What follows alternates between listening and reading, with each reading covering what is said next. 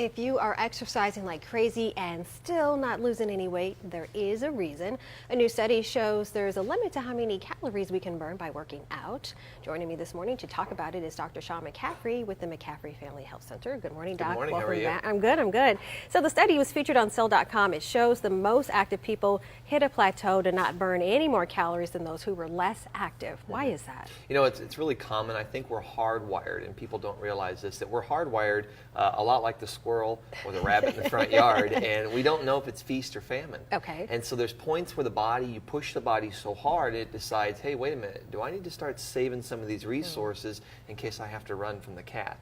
And so when we get on that treadmill, we're like, oh, I'll just go harder and harder and harder. It doesn't work. The body's like, no, I'll let you burn a certain pool of these calories, but after that, we're going to save this in case we have to keep running. But to us, it's like our body is fighting us. It's working against us. But I understand the logic behind it. So then, how do we get the most out of our exercise workouts? I mean, are we not pushing ourselves hard enough? Or are we pushing ourselves too hard? Yeah, it's really too hard. Duke University's done some fantastic research on this over the years, and they found that 30 minutes seems to be about our peak. If we go much beyond 30 minutes, we actually go into a protective state where we quit burning fuel, and the body just hangs on to it. So they found that if you can take a 30-minute exercise, and if you break that up into 15-minute intervals or even 10-minute intervals, it's even more successful. And then changing the exercise up quite a bit. You know, don't just walk every day. Okay. Walk maybe one day, swim one day, bike another, find a hobby or something that you enjoy. Of course, I've always heard about muscle confusion, so that does make sense to, kind of mix it up. How can we tell what our calorie bank is and how many calories our bodies are going to let us burn in any particular day? You know, we use a BIA in our practice. It's called a bioimpedance analysis, and it actually measures your basal metabolic rate. It measures how much water, muscle, and fat your body has. So it gives you a really, really accurate way of understanding, all right, what is your body going to allow you to do? Everybody's unique. We're all totally different. So you have to look at each person as an individual and not kind of under an umbrella where you group us all under the same rules. Yeah, because I especially don't like where it says, you get 2,000 calories a day, because that certainly would not apply to every particular body type.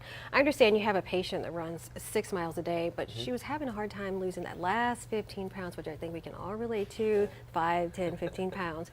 How were you able to help her? You know, like in her case, we took her through our weight loss program, because the weight loss program, when I helped develop it years ago, it was designed to get past that plateau. It was designed to get around that kind of hardwired genetic predisposition that we have. So in her case, she was very active and go, and exercise, but she was going too much.